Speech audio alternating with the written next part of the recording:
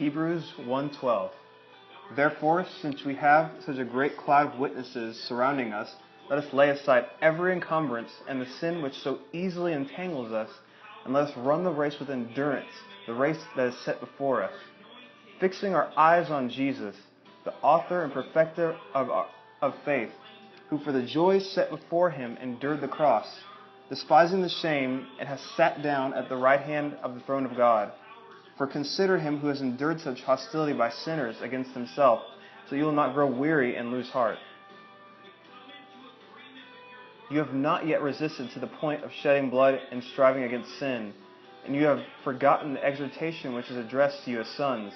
My son, do not regard lightly the discipline of the Lord, nor faint when you are reproved by him. For those whom the Lord loves he disciplines, and he scourges every son whom he receives. It is for his discipline that you endure.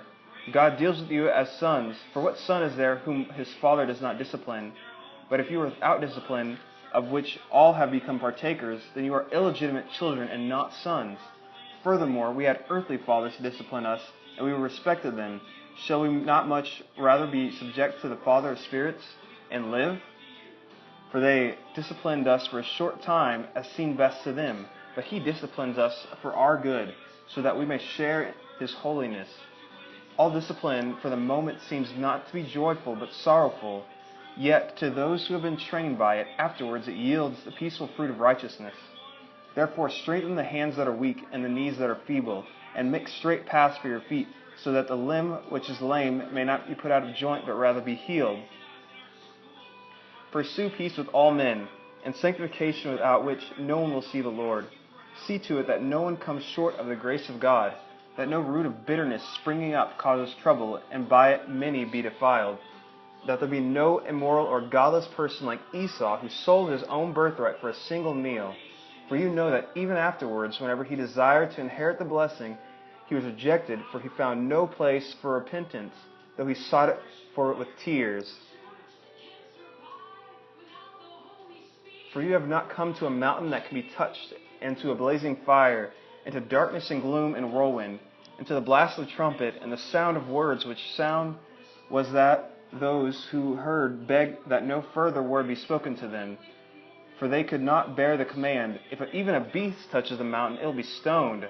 And so terrible was the sight that Moses said, I am full of fear and trembling.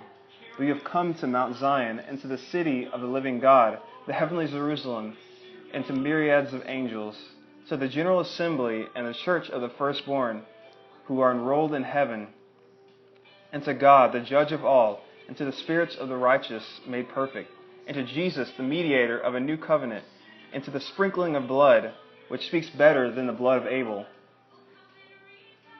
See to it that you do not refuse him who is speaking, for if those did not escape when they refused him who warned them on the earth, much less will they escape who turn away from him who warns from heaven. And his voice shook the earth. Then now he has promised, saying, Yet once more I will shake not only the earth, but also heaven. This expression, yet once more, denotes the removing of those things which cannot be shaken, as of created things, so that those things which cannot be shaken may remain. Therefore, since we receive a kingdom which cannot be shaken, let us show gratitude, by which we may offer to God an acceptable service with reverence and awe, for our God is a consuming fire.